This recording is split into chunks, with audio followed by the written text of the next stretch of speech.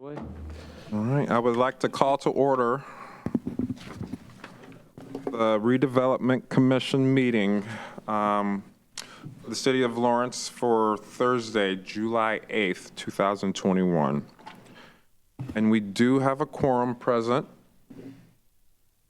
And our first order of business is, Joe, do you need to read a statement for our online users? Yes, I do. We just had another extension of our emergency order, so I'll go ahead and read this statement. The public is invited to attend meetings of the Redevelopment Commission. The RDC may impose reasonable restrictions on the number of attendees to control audience density in consideration of the existing COVID-19 national emergency. The public may participate remotely by dialing 463-777-8704 and entering PIN number 435621. Additionally, if you'd like to provide comments remotely, you can email those to J Murphy at cityoflawrence.org. Thank you. Thank you, Joe. I am assuming and hoping everyone has seen the minutes from our earlier meeting for both the executive session and the regular meeting minutes. Are there any comments or concerns with those meetings that you've reviewed? Yes, Cheryl. President, on number 3 for the regular commission minutes, Okay. I would recommend and make a motion that after the last sentence, Dan Zerner stressed the importance of leading by example, that we put a period there and strike the rest of the. Fair enough. Okay. Is there anything else? If not, may I have a motion to approve these minutes? So moved. Second. Is this a motion to approve the executive session or regular meeting minutes? The regular. Regular meeting. All right, we have a motion, a second, to approve the regular meeting minutes with the one change recommended by Commissioner Sullivan. We'll do a roll call vote for approval. David Blunt. Approved. Cheryl Sullivan. Approved. Barry Clifford. Approved. Ray Rohana. Approved. Melissa Swindell. Approved. Thank you. Thank you. And now with our claims and purchase orders, everyone has seen those. President, we need a motion for executive session as well. Yes, executive session. Motion to approve. Thank you. I'll second. All right. We have a motion, a second, for approval of executive session minutes. Do a roll call vote. David Blunt. Approved. Cheryl Sullivan. Approved. Jerry Clifford. Approved. Ray Rohana. Approved. Melissa Swindell. Approved. Great. Thanks, Joe. Absolutely. Now, moving on to the claims and purchase orders. Everyone has seen this, and hopefully everyone has reviewed it. Are there any comments, concerns with those numbers that we saw on that? Controller Tyler is not here, but if we have any questions, Joe said he would be able to answer them. And if there's no comments or concerns, may I have a motion for approval?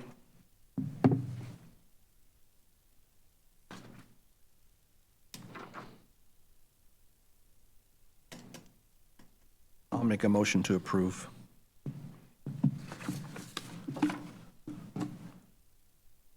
I was delaying because I had a question. I can't think of what it was. Second. Thank you. All right, motion, a second, for approval of claims and purchase orders. We'll do a roll call vote for approval. David Blunt. Approved. Cheryl Sullivan. Approved. Jerry Clifford. Approved. Ray Rohana. Approved. Melissa Swindell. Approved. Thank you. Thank you, Joe. We will move into the old business, and I will turn it over to Dan to go through our items that we have today. I'm looking over Bruce's shoulder because I didn't bring my copy of the agenda, but there you go. No, we're fine. Thank you. So Joe has arranged for, and on your claims, you will see invoices related to, and probably another one in the coming months. But we've arranged to have all the parcels mowed and cleaned up that we own, and you just approved some of that. So they're in good shape now, and we don't have to be embarrassed about asking others to clean their property up because ours isn't. Just along that same line, I've had a meeting with Jim Hennigan from the street department, and we've identified various places within the city that need attention. For example, Cellar Street behind the Mara fence is all filled up with brush and trash and debris, and the city will be cleaning those places up as well. So it all just working hand to hand, let you know we're on top of that. The next item is 4711 German Church Road. We have, again, had 3 or 4 more inquiries about that property in the last month. I am continuing to hold to a $90,000 purchase price. And I think the other thing that I've alluded to with them is we want to have some kind of restriction where they have to develop within 3 years, 2 to 3 years. That's why we're selling the property. I think it's a combination of those two that are doing probably what we want, keeping people from taking it that really aren't going to do what we want with it. But if at any time this commission decides that I'm being too hard-nosed and you want to lower the price or do anything else, please let Joe and I know. But that's where that status is right now. I think it's worth holding on to and getting the right buyer myself. Dan, and was 90,000, was that the appraisal that was on The it? appraisal was about 60,000, 55,000 to 60,000, but remember we had about 35,000 in demo costs. Okay. We absorbed that a buyer would have had to done anyway, so I feel like it's fair value at $90,000. Myers Plastics letter of comfort finally came through as the good news. If there's any bad news, there was one stipulation that they had to go through another round of internal vapor testing within their facility. There was some discussion with Mr. Myers as to whether the RDC should be responsible for that cost or they should. The investigations I have had so far, keeping in mind I wasn't here during the Cam Starnes negotiations, is that he paid for the vapor intrusion testing the first time around. I don't know really why we would pay for it this time around. And that's the position I've taken so far. But if I find out something different, I'll come back with you. But the good news is that the letter of comfort was issued subject to a successful round of vapor testing. Along with that, we are still responsible and are still working for, at our expense, the issuance of a no further action comfort letter, environmental restricted covenant package relative to the adjacent Impro property. That's part of all that process, and we're waiting for IDEM to come back and grant the target area we've suggested that should be covered under that environmental restriction. And that's where we are with that process, and that's been going on for months. It's really slow. The electronic participation policy you've already taken care of, correct, Joe? Well, we've since made an amendment, Bruce and his team, and I guess, Bruce, would you like to speak about what you and your team discovered about the change in legislation? Yes, excuse me. We researched it and concluded that executive sessions are considered meetings for purposes of this new statute. And so we recommended an addition of a sentence to that policy to clarify that for all of the various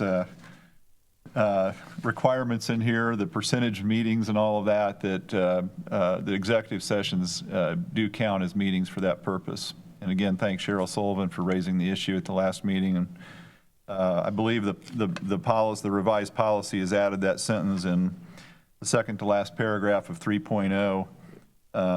There's a sentence at the end of that clarifies that point. So I assume that you're asking for a motion to adopt this as the current policy? Yes, sir. So moved. Second. All right, so we've got a second there. Who was saying, all right, all right. I said it first. All right. All right, we'll do a roll call vote for approval. David Blunt, Approved.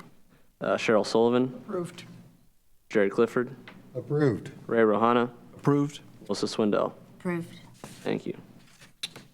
And then as we move into kind of new old business, there is 2 items not on here that I'd like to mention so I don't forget them. First is to publicly state that the Trades District Master Plan Development, or Strategic Development Plan, will be presented to the public on August the 12th at 6 o'clock in this room. And we would certainly appreciate the RDC being here in full force, and also to invite anybody that you believe should be invited. To that end, I reached out to the mayor yesterday, who's working with Jared and Joe. We're drafting a written invitation for that we intend to mail out to all the Trades District businesses. We've also reached out to legislators, Okra, and other people that we believe are stakeholders, and invited them to be here as well. Actually, there's another item of business. And Dan, can I also ask, all residences will also get that letter inviting them? It'll be on the website, but I don't think we have all the resident information, Cheryl, because the residents are primarily renters. And we will send the property owners that information, but the renters probably won't get it. And then also put it on the website, you said? Yeah. August the 29th at 5:30. There's a unique thing happening in the city that ties to the Trades District and what we do, and that is we're going to host the National Association of Women in Construction chapter for the Indianapolis-Marion County region. They're going to have a board meeting from 5 to 5:30, and at 5:30, they're hosting a reception for any officials that would like to come and meet their members. We believe this is an extremely important opportunity to introduce the Trades District project to women business-owned entities that are in construction and people in the construction trades. And so the mayor will give a welcoming address at 5:30, and I'll present kind of a subset of what you were exposed to this afternoon relative to the presentation that will go on the 12th to that group on the 29th. Dan, if I could clarify, that meeting is scheduled to take place July 29th. I meant July 29th, I'm sorry. Thank you.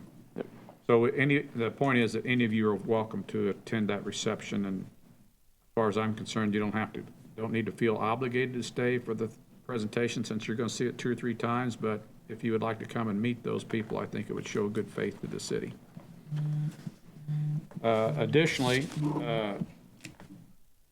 Sri reached out to me earlier today to let me know that of an address that I don't feel comfortable in speaking about right now on public forum, but there is a house on 46th Street that's become a severe safety hazard to the neighborhood and the city. The owner has made it clear to the city that he understands that he's in violation of virtually every code that the city has to throw at him, but he has no money to take care of the problem. So Sri and Caitlin Voller, as the city counsel to the city, are looking at how the city acquires that. And they've come to me and asked if the Redevelopment Commission would be the conduit for acquiring that property and pay for the demolition, understanding that we would then own it and turn around and sell it as we have other parcels. And I told him I would certainly be willing to bring that to you to help solve the problem. So I would expect that to come to you in the next 30 to 60 days. So just to give you an idea. Then the last thing I've asked Joe to put to screen, I would welcome you to get up and look at it if you want, because we didn't make an exhibit out of this. But if you'll all recall, and I thank you for all the support you always extend to me, you agreed to pay for a study relative to the Kaito Nidco properties that exist behind our 4423 Franklin property or Shadeland property we just sold, to determine how much of it's wetlands and how much of it's developable, with the idea of combining the 2 parcels for industrial development. Well, the blue area that you see there on the Nidco property up against 465, that's all wetlands, heavy shaded blue area. So it was even worse than we had hoped. The red area is all that's developable. And Joe, that was around 7 acres, if I remember right. Yeah, it's they've got it marked at 7 3/4 acres. Yeah. So we only have 7 3/4 acres out of that approximately 40 acres that's actually developable. And even on that, the blue strip that you see on the west side of that is actually identified wetlands. So right in the middle of it. Oh, jeez. So the good news for you is that if the property owner, well, first of all, it's under an acre, so we don't have to go through a formal mitigation process under an acre. But that additionally, if the property owner will identify the heavy blue, big blue area as classified wetlands and allow that to be recorded, that it allows that whole thing to then be developed, with the exception of the retention pond that exists, and that has to stay forever. So the original concept when I came to you was that we would take all the parties and enter into some kind of memorandum of understanding, agree to work together to sell it. Well, I have taken to the Kaidos, and the Kaidos have sort of agreed, and Jack Hiddle has sort of agreed as the attorney for NIDCO, controlling interest. Right now, there is an effort underway by the Kaido family and the NIDCO to combine their properties through the sale of one or the other to the other. And the Kaido family actually has a prospect that the city's somewhat excited about to go in that. So, and what I've agreed is on behalf of the Redevelopment Commission is the 4399 parcel, which is the parcel that gives them access. If you recall, with Bruce and Dan Harding's efforts, we agreed to give Drone Deck an easement access across that so they'd have a loop in and out of Shadeland. I've agreed that if the Kaidos and the Hiddles work that out, that the Redevelopment Commission will be willing to enter into a permanent easement and restriction on the sale of that 4399 property, where it does nothing but serve the 4423 and that whole development into perpetuity, with them maintaining it and taking care of it. And that would be our economic development contribution, just to allow them to use that access. Now, obviously, that's my agreement without your approval. I'd come to you for formal approval and present that to you in a formal manner, but that's the plan as it currently exists, and I think that meets the interests of all parties. And keep in mind that you all have a deed that Bruce, or a lien that Bruce filed or against that, to where at whatever point those properties sell, you get paid for the study. So the wetlands are the area closest to the highway or the wetlands? Closest to 465, Yeah. yes. Blue. The area is delineated in blue, yeah. So the other blue on the east side, Cheryl, though, that is a restricted covenant drainage and retention area that was established by IDM. That cannot be reduced either. It cannot be built over the top of. That's just a big pond right now. Do I need to get up and show you, make myself clear No, with it? I'm good, I'm good. So Dan, just to be clear, so the parties concerned with this have agreed with your approach. Yes. Good work. Well, that's not signed yet. They've agreed. So they're in discussions right now to try to make that happen. And it looks like we could get a pretty nice, perfect development to go in that, what space is there. So have we paid for the study work? You just approved it. Excellent. Dan, what are the options for a wetland? In this case, none. So we just leave it? Yeah, it'll be classified to be that way forever. Now, the state of Indiana, just as a general practice, has totally changed their approach to wetlands. It used to be, depending on where they were and how they're classified, you had to go anywhere from 3 to 1 to 10 to 1 in replacement. You had to go out and find the wetland and buy that wetland to offset the wetland you were going to. Now the state has various dollar rules where you can actually pay to just mitigate. Usually it's around $10,000 an acre. Mitigate. Which is actually a good thing, I believe, because it allows you to move forward pretty quickly without having to go out and find extra resources. Would it be our expectation that the property owners would maintain the wetlands? Yes, that will be part of IDM's requirements. And there's really not a lot of maintenance to it. It's primarily just vegetation and water standing back there. So what happens, Cheryl, what caused that wetland is kind of interesting. That wetland didn't originally exist. When 465 came through, the drainage from the soccer fields across the road put into a culvert that went across the road, and nobody paid any attention to it in the low spot and let it fill up with water, which caused the natural type of vegetation to start to occur, and it became wetlands. But I would think that our interest would be in the maintaining of the existing wetlands, so it doesn't become, just a dump or some other. And that would, as part of the recording classification process by them, that would be part of the covenant. Good. That would be my particular interest. So, other than that, I really don't have anything to come before this group this evening. We obviously had a lot going on, and as you know, with what we're doing with the Trades District Initiative and other property, I will make one more comment. Joe and I have been heavily involved with Amerifence's owner, Frank Speak, to date. We had a meeting with him out on site last week. He is engaging an engineering firm to produce a model of the site layout of his industrial potential, or industrial intentions relative to the redevelopment of the old Boring Trust property. He has shown us the color and how he's going to repaint those old buildings that look so bad along there, and how he's going to clean it up, and his intentions relative to his real estate, and he's agreed to do whatever the city has asked relative to their facility along at the back of the Trades District. You may or may not be aware or recall that there was an action taken by the Marion County Assessor where Amerifence actually built a building on a piece of city right-of-way called George Street that backs up to the railroad that the city didn't even know it had anymore. And it hadn't been assessed because the assessor, it was still actually recorded as right-of-way for the city. Nobody paid any attention to it but the Marion County Assessor when he found it, and he was kind of irate that he hadn't collected taxes on it for 10 years. It's really not much more than a pole shed.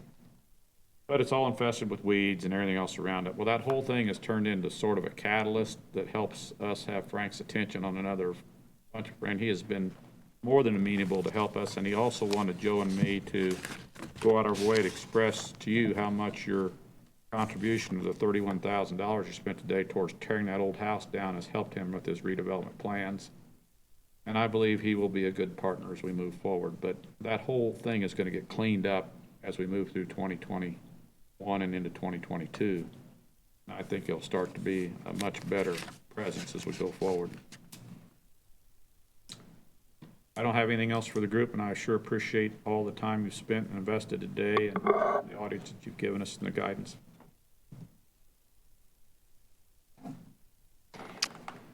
Does anyone have anything else to come before the commission? Just a review. The next time we're together will be on August 12th at 6 p.m. Actually, we will have a commission meeting before then. before then. Okay. Will we have an executive committee meeting also? At this moment in time, I do not plan to have an executive session unless something significant comes to the table that I'm not aware of at this moment. Thank you, Dan.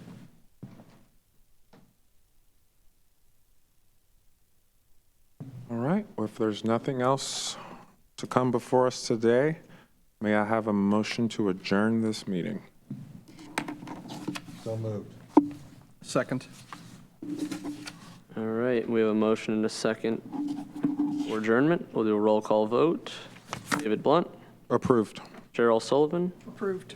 Jerry Clifford, Approved. Ray Rohana, Approved. Melissa Swindell. Approved. Thank you all. All right, meeting adjourned. I will.